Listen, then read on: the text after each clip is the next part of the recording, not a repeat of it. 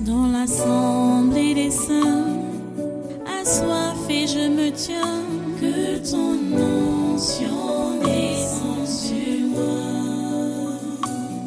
Conscient que mon destin est dans le creux de ta main, que ton onction descende sur moi. Je suis disposé, assoiffé, que ton onction descende sur moi. Je suis disposé, assoiffé, que ton onction descende sur moi.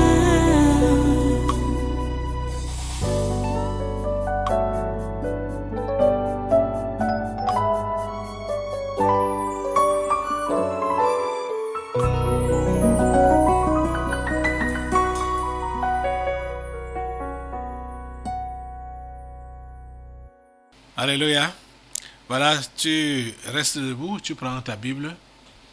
Nous allons maintenant passer à la lecture du passage qui va nous introduire dans l'enseignement du jour.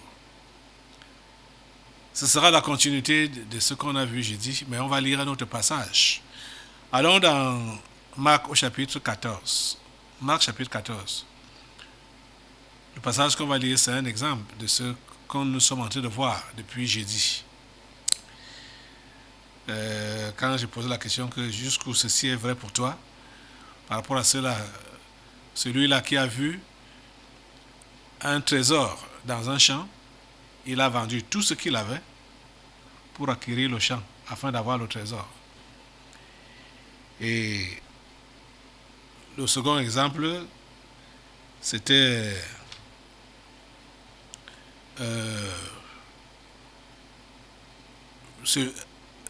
le marchand des perles. Il a trouvé une perle de grand prix.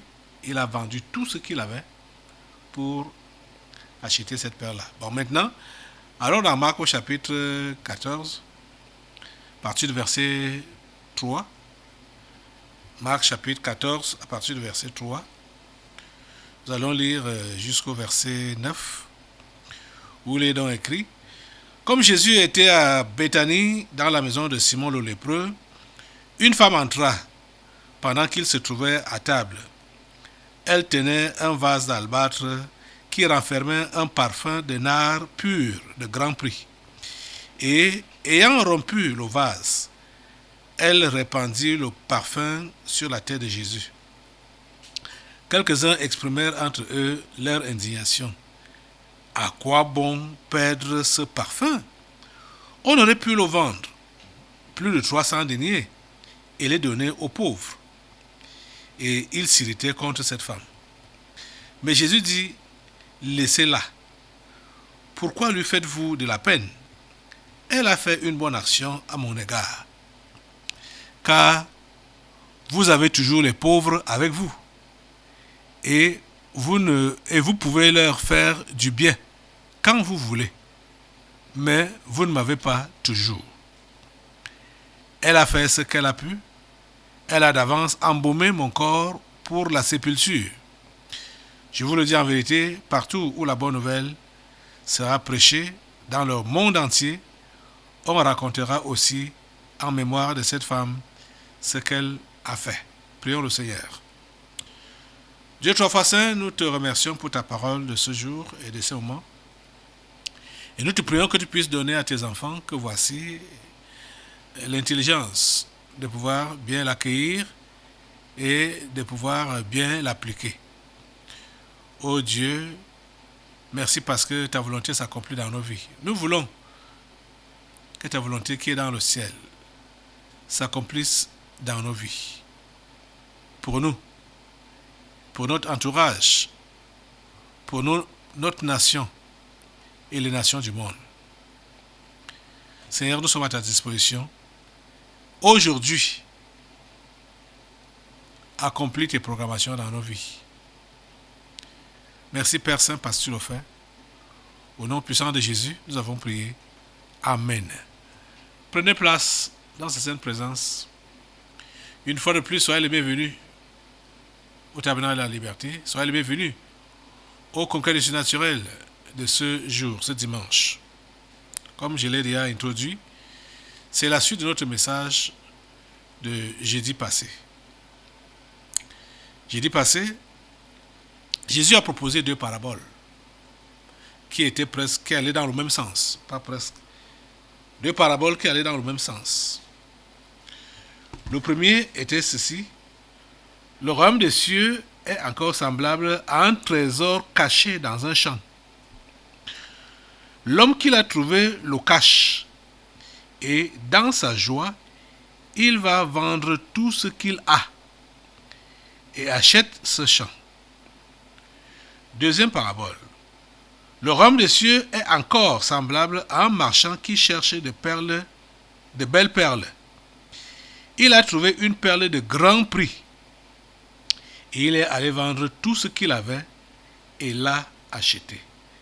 La question était, jusqu'où ceci est vrai pour toi?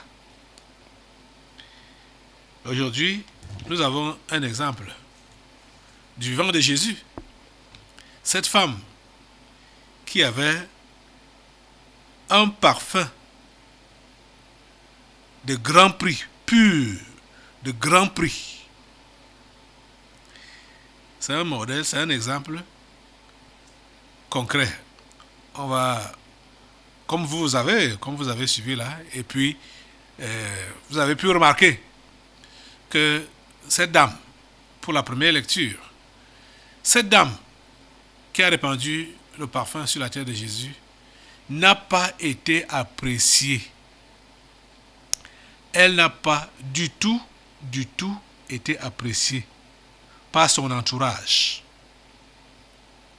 par les gens qui étaient dans la maison. C'est Jésus seul qui l'a appréciée. Personne ne l'a appréciée. On a estimé qu'elle a fait un grand gâchis, le gaspillage. Parce que ce parfum était une cotisation de toute une vie de jeunesse. De toute une vie de jeunesse. Disons même de toute une vie. Puisque est-ce qu'elle pouvait encore rentrer en arrière, commencer à faire la cotisation pour avoir pour ce parfum, parce que c'était le parfum des grandes cérémonies. On raconte, je ne sais pas jusqu'où c'est vrai, on raconte que les filles juives à l'époque avaient l'habitude de cotiser le parfum depuis, on peut dire leur naissance, jusqu'à l'âge adulte où elles vont aller en mariage. Donc, c'était une cotisation de toute une vie. C'est tout ce qu'elle avait comme héritage, comme bien. Et elle a versé ça sur la tête de Jésus. C'est pourquoi l'assistance a estimé que c'était du gâchis, du gaspillage, de la perte. Je sais que certains parmi vous, quand vous avez cru, c'est comme ça qu'on vous a taxé, que vous êtes devenu un gâchis, vous êtes devenu une perte, vous êtes devenu un vaurien ou une vaurienne, parce que vous avez donné votre vie à Jésus. Donc parce que vous avez tout vendu pour acquérir le champ où il y a le trésor, ou encore pour acquérir la perle de grand prix. Vous voyez que ça va dans le même sens. Je te pose la question l'autre jour. Jusqu'où cela peut donc être vrai pour toi?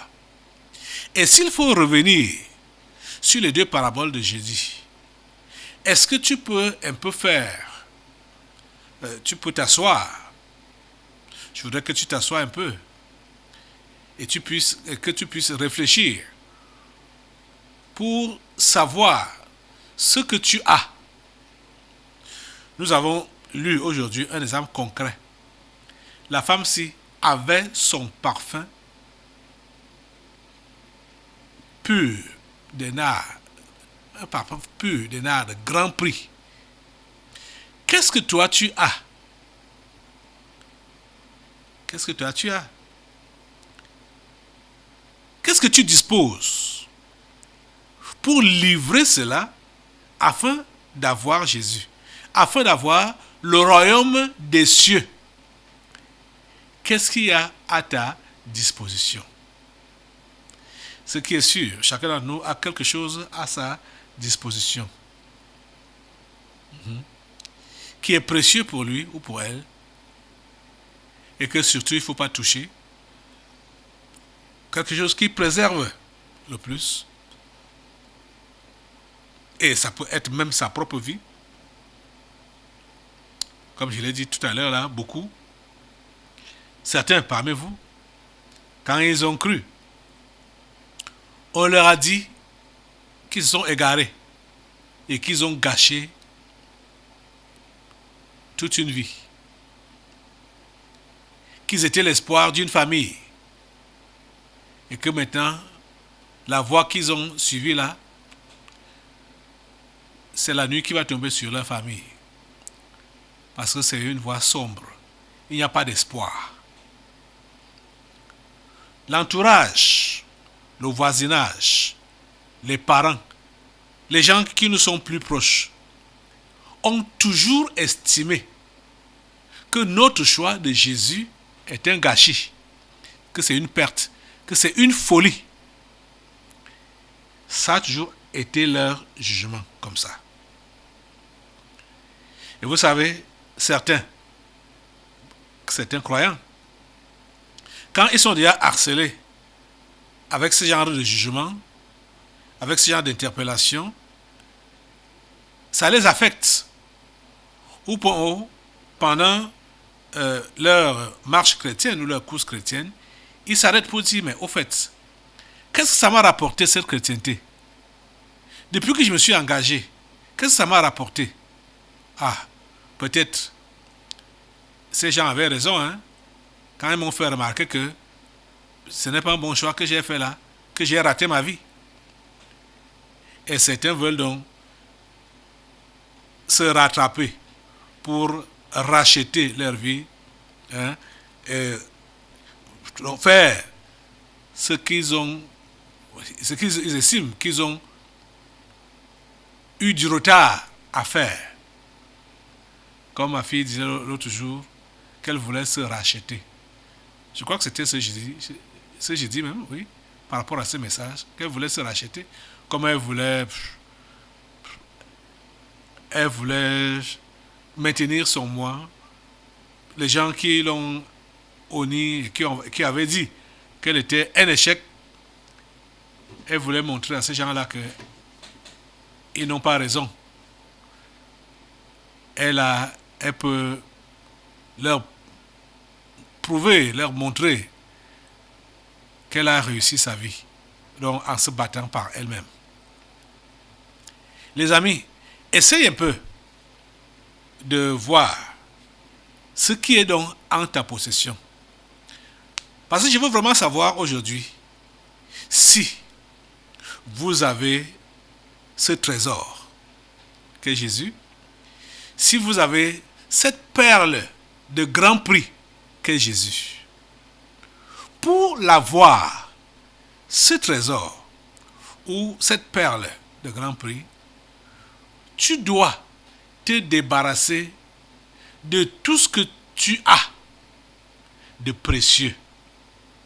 Tu dois vendre tout ce que tu as de précieux. Pas pour faire des économies et afin de réaliser autre chose. Hein? C'est-à-dire, tu ne vends pas pour faire des économies et réaliser autre chose. Ça part sur Jésus, comme cette femme a fait. C'est-à-dire, il n'y a pas d'issue. Oh, mon Dieu. Quand tu regardes, apparemment, il n'y a pas d'issue, il n'y a rien qui se pointe à l'horizon que, après tant d'années, voici ce que je vais gagner, voici ce que je vais devenir, voici ce qui va m'arriver, voici ce que... Il n'y a pas d'issue, il n'y a pas d'issue. C'est-à-dire, quand tu regardes, ça paraît réellement flou. Cette femme dont on a lu l'histoire, elle a versé cette huile ou ce parfum sur la tête de Jésus. Elle n'a rien laissé. Elle n'a pas fait d'économie.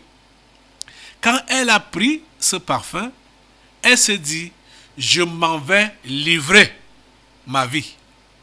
En fait, ce parfum symbolisait sa vie. Sa vie entière, donc toutes ses économies, donc toute sa vie de jeunesse. Elle a pris la décision, elle a dit, je m'en vais livrer ma vie. Elle a fait. Et vous savez, c'est le terme qu'on utilise. Donner sa vie à Jésus. Donc, livrer notre vie à Jésus. Je vais te poser la question. Est-ce que tu as vraiment donné ta vie à Jésus? Est-ce que tu as vraiment donné ta vie à Jésus? Tu sais ce que cela signifie? Donner sa vie à Jésus, c'est sans réserve. C'est toutes ses économies. C'est toutes ses performances. C'est tout son savoir. Toute son élégance. C'est toute sa beauté. C'est toute sa richesse. Vous comprenez? Voilà ce qu'on appelle donner sa vie à Jésus. Tu donnes tout ce que tu as. Il est la première et la dernière personne qui compte dans ta vie. Rien d'autre ne compte en dehors de lui quand tu lui as donné ta vie. Parce que c'est un trésor. C'est une perle de grand prix. Et c'est lui qui va te permettre d'entrer dans le royaume des cieux. Tu es en train de comprendre? Je t'ai dit de faire un peu... Hein? Regarde autour de toi et en toi. Qu'est-ce que tu possèdes? Qu'est-ce qu'il y a en ta possession? As-tu déjà vendu ça? As-tu vendu ça? As-tu vendu ta beauté? As-tu vendu ta classe sociale? Beaucoup de gens tiennent à ça. As-tu vendu ton élégance? Quand je venais ici, je n'avais pas... J'étais tellement pressé. Vous savez, c'est stressant, ce travail, si vous pouvez imaginer. Au point où je ne voulais pas perdre le temps. Je voulais à tout prix être à l'heure et faire ce qu'il faut faire à l'heure. Et si vous pouvez remarquer, je vais demander à ma caméra woman de zoomer un peu. Regardez, je n'ai même pas pu me raser. Je n'ai pas pu me raser. Vous voyez, non? La barbe blanche. Voilà ça. Parce que je n'avais pas le temps. J'ai pensé que s'il faut encore aller à la douche, commencer à... Ce n'est pas que je ne me suis pas lavé. Je me suis lavé. Je me suis lavé avant de venir. Mais j'ai oublié de me raser. Voilà des choses. J'ai oublié de me raser parce que j'étais pressé. Quand je me suis rendu compte que je ne me suis pas rasé, j'étais en train de tergiverser. Faut-il aller se raser? Je me rappelle même que j'ai échangé avec mes enfants. Hein, j'ai échangé avec eux. Je fais comment là? Finalement, j'ai décidé que je vais faire la première partie du culte comme ça. Quand on va partir à la pause pour les délivrances, c'est là que j'irai me raser. Parce que, mais je sais que certains parmi vous là, vous tenez à votre nyanga plus qu'à Jésus. Vous tenez à votre beauté plus qu'à Jésus, plus que tout. Ça dit, votre bonne mise, votre bien-être, vous tenez à ça plus que Jésus.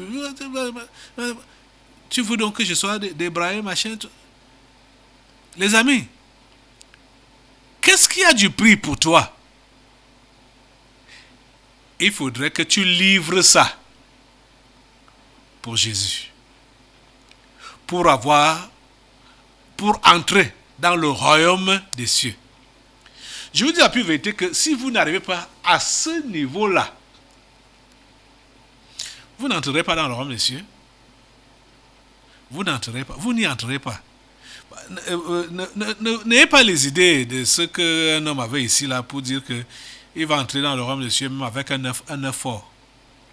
Bon, ça c'était pour blaguer. Actuellement où nous parlons, ce monsieur est en enfer. Il est mort, il est allé en enfer. Il n'est pas allé au ciel. Parce qu'il blaguait. Le gars blaguait avec la foi. Ne priant pas, ne lisant pas la Bible, ne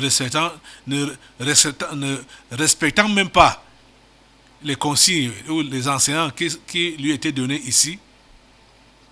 Je me rappelle qu'un temps, je lui ai même dit de rester chez lui. Parce que, je sais pas, il venait là juste pour perdre le temps.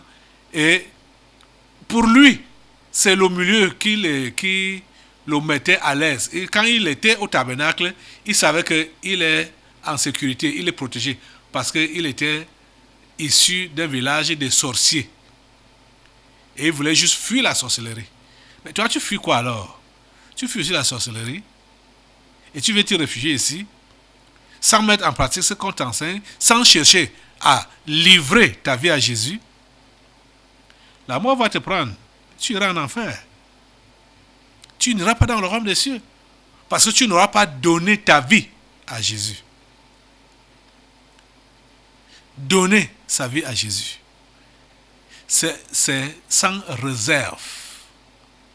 C'est sans réserve. Qu'est-ce que tu as donc à vendre? J'aimerais que chacun d'entre nous puisse vraiment y réfléchir profondément. Qu'est-ce que tu as à vendre? Qu'est-ce que tu as à livrer pour pouvoir acquérir ce champ où il y a le trésor? Pour avoir ce trésor. Qu'est-ce que tu as à vendre pour avoir cette perle? Qu'est-ce que tu as à vendre? Tu dois vendre ça. Quel que soit ce que ça coûte. Quel que soit ce que ça coûte. Vous voyez, ces exemples nous montrent que rien sur cette terre ne vaut le royaume des cieux. C'est-à-dire, il faut tout sur cette terre, il faut même tout assembler pour essayer d'acquérir le royaume des cieux, la place dans le royaume des cieux. C'est-à-dire, tu prends tout et tu donnes pour que une place te soit réservée dans le royaume des cieux. Jusque-là, il y a beaucoup qui ne comprennent pas. Beaucoup ne comprennent pas que cette vie ne sert à rien. Cette vie sur cette terre, ça ne sert à rien. Nous sommes des pèlerins et des voyageurs sur cette terre. Nous sommes de passage sur cette terre. Et nous devons fonctionner ici.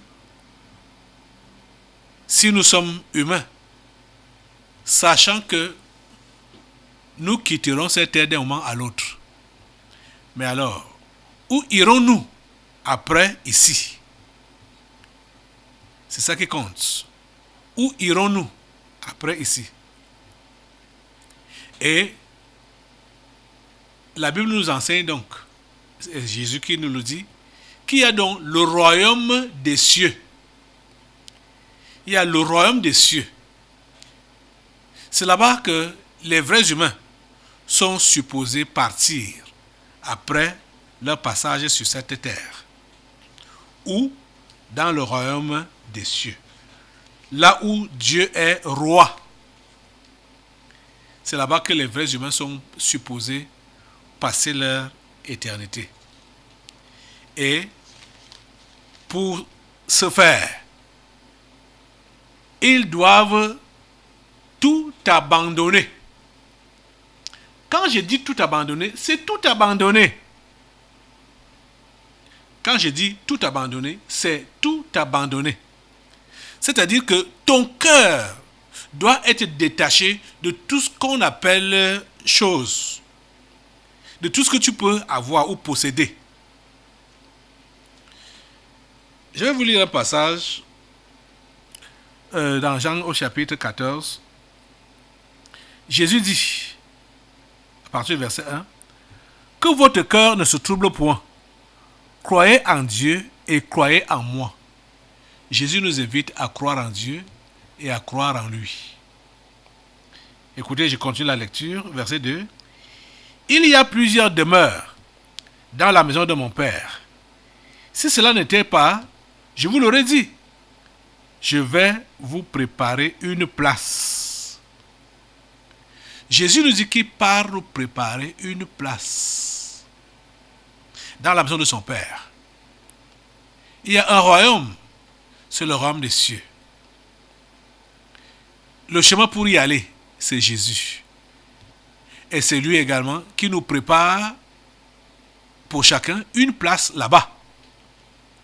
Et pour avoir accès dans ce royaume et avoir une place là-bas, il faut avoir tout délaissé ici sur la terre. Il faut avoir tout laissé et délaissé ici sur la terre pour avoir une place là-bas. C'est ça qui nous est enseigné. Si nous voulons, nous prétendons partir au ciel, dans le royaume des cieux ou au paradis, avec nos choses de la terre, nous avons lamentablement échoué.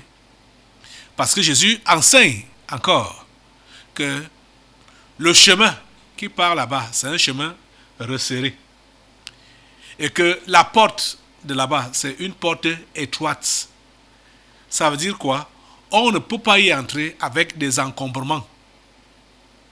On ne peut pas y entrer avec des bagages, comme ceux que vous avez là. Plusieurs parmi vous, vous promenez avec vous votre bagage intellectuel. Vous promenez avec vous. C'est-à-dire ce qui vous encombre, hein, qui vous empêche de vous livrer totalement à Jésus. Vous dites que je vais faire mon éducation. Vous encombrez avec vous votre classe sociale. Ton niveau, ma classe sociale. Vous encombrez avec votre famille. Vous prétendez que vous êtes issu d'une grande famille. Famille des nobles, famille des riches, famille royale. Hey, Seigneur, l'ignorance, l'aveuglement, que Dieu vous ouvre les yeux pour que vous puissiez voir la vraie famille royale. Le message que vous suivez aujourd'hui, maintenant même, si vous l'acceptez et vous vous convertissez, c'est là que vous allez faire maintenant partie de la vraie famille royale. Ne me parlez pas des histoires de démons là pour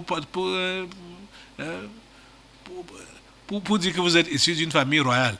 Je me rappelle un jour au nord-ouest là-bas, on m'a amené prêcher quelque part. C'était vraiment une tournée qu'on faisait dans les chefferies, au pays anglophone, ici au nord-ouest, Cameroun. J'ai prêché dans une chefferie. Aïe. Les amis. Seigneur. Le Seigneur est merveilleux. Hein? Le Seigneur m'a donné un courage. Que moi, comme ça, quand certains événements passent, je regarde encore et dis, comment tu as fait pour faire ça? C'est-à-dire, je me pose à moi, je pose à Caleb la question que comment tu as fait pour faire ça? Comment tu as fait? J'ai prêché dans cette chefferie et j'indexais dans mon message les démons comme ça là. Et ces démons ont commencé à faire du bruit. Ça va commencer à faire du bruit dans la maison. Je vous assure. Donc, regardez donc que vous vivez comme ça là, dans une maison où il y a des esprits maléfiques. Et vous dites que vous êtes un prince. Vous êtes une princesse. Pourtant, vous vivez avec les démons. Vous vivez avec les anges déchus. Vous vivez avec les fantômes. Et vous dites que vous êtes prince, vous êtes princesse. C'est maintenant que vous pouvez devenir un prince en acceptant Jésus-Christ comme votre Seigneur et Sauveur personnel. C'est là que vous allez naître dans le royaume des cieux. Vous allez devenir un fils ou une fille de Dieu, qui est le roi des rois. Dieu qui est le roi des rois. Vous comprenez? Donc, Jésus a promis nous préparer une place auprès de Dieu, dans le royaume des cieux. Et je vous dis donc que ce n'est pas moi qui le dis. Les textes qu'on a eu à lire depuis jeudi nous font savoir que on ne peut pas entrer dans ce royaume des cieux avec les encombrements que nous avons. J'appelle ça encombrement. Tels que les titres honorifiques, les titres administratifs, les titres sociaux. C'est-à-dire, certains aujourd'hui, ils connaissent la vérité, mais à cause du titre qu'ils ont, ils refusent de croire en Jésus. Ils refusent de prendre Jésus. Ils refusent donc de tout vendre, de vendre leur titre là, pour avoir Jésus. Ils refusent. Ils préfèrent garder leur titre. Ton titre là, tu iras avec ça en enfer. Tu vas périr avec ton titre. Tu vas périr avec ta classe sociale.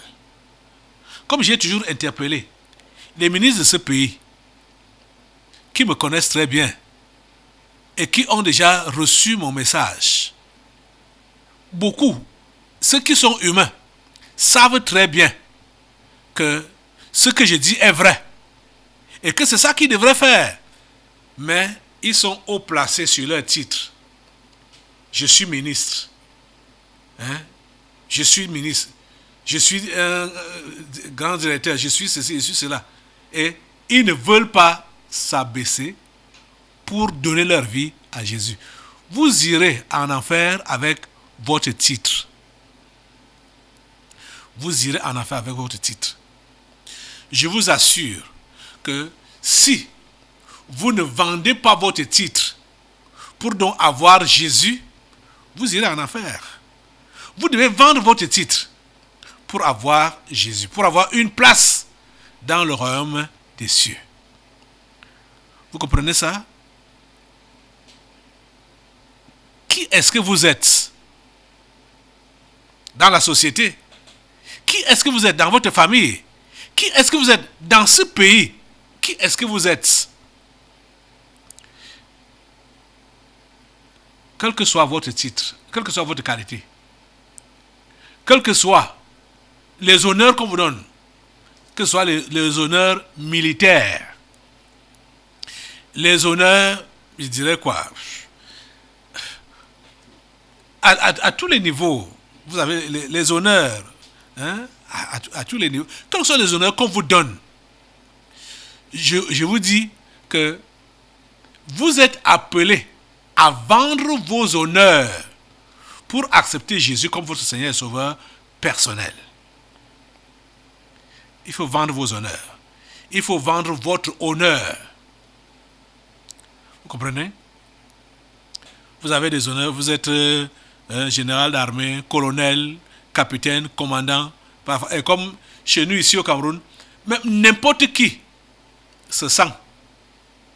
N'importe qui se sent. Se donne lui-même les honneurs. Même si on ne lui a pas donné les honneurs, lui-même il se donne les honneurs. Et il exige qu'on reconnaisse les honneurs qu'il s'est donné lui-même. Vous voyez ça? Ça donne quoi? Ça mène où? Ça conduit en enfer. Les amis, comprenez. Cette femme, la femme dont on a lu l'histoire a compris que Jésus était plus que ses économies de toute une vie. Donc son honneur de toute une vie, elle a préféré verser ça sur la terre de Jésus, son parfum. Et laissez-moi vous dire, comme vous avez suivi la lecture, elle a essuyé des critiques. Elle a essuyé l'humiliation. Je sais que c'est ça que plusieurs parmi vous, vous craignez. Les critiques, l'humiliation, le rejet. Ça doit venir quand vous avez donné votre vie à Jésus. Je sais qu'il y a quelqu'un qui m'écoute aujourd'hui et qui est vraiment concerné, touché par ce message. S'il te plaît, prends la décision de suivre Jésus. Laisse de côté tes honneurs là. Laisse ça de côté. Tu as compris ça? Laisse ça de côté. Laisse de côté tes honneurs. Laisse de côté ta classe sociale. Laisse de côté tes moyens financiers, ton argent ou ta beauté. Laisse ça de côté. Accepte de prendre Jésus aujourd'hui et accepte tout ce que cela va te comporter comme critique, comme humiliation, comme rejet. Ce sera normal. Tu as compris ça? Ce sera normal. S'il vous plaît, j'aimerais que chacun d'entre vous là puisse avoir un temps pour méditer et voir qu'est-ce qu'il détient encore en sa possession, qui n'a pas encore livré, pour pouvoir acquérir le champ où il y a le trésor, ou pour pouvoir s'acheter cette perle de grand prix. Qu'est-ce qui est encore en ta possession? Abandonne cela. Abandonne cela. Vends cela pour acquérir Jésus, pour acquérir le royaume des cieux, pour acquérir la vie éternelle. J'espère que tu m'as compris. Lève-toi sur tes deux pieds pour demander à Dieu, pour livrer ce que tu as entre les mains de Dieu et accepter ce qui va arriver. L'humiliation, les critiques, les rejets que tu vas subir, accepte cela. Accepte. On va te dire que tu es fou. Tu as perdu la raison. Accepte. Pourvu que tu aies la vie éternelle. Pourvu que tu gagnes le royaume des cieux. Pourvu que tu gagnes le ciel. Merci Seigneur de soutenir l'engagement de cet homme et de cette femme. Merci Seigneur parce que tu le fais. Tu lui donnes ton Saint-Esprit pour le soutenir dans son engagement pour toi. Au nom de Jésus, j'ai prié. Amen. Assois-toi. Nous allons maintenant passer aux délivrances prophétiques. Dans l'assemblée des saints, assoiffé je me tiens, que ton onction descende sur moi. Conscient que mon destin est dans le creux de ta main, que ton onction descende sur moi. Je suis disposé, assoiffé, que ton onction descende sur moi. Je suis disposé, assoiffé, que ton onction descende sur moi.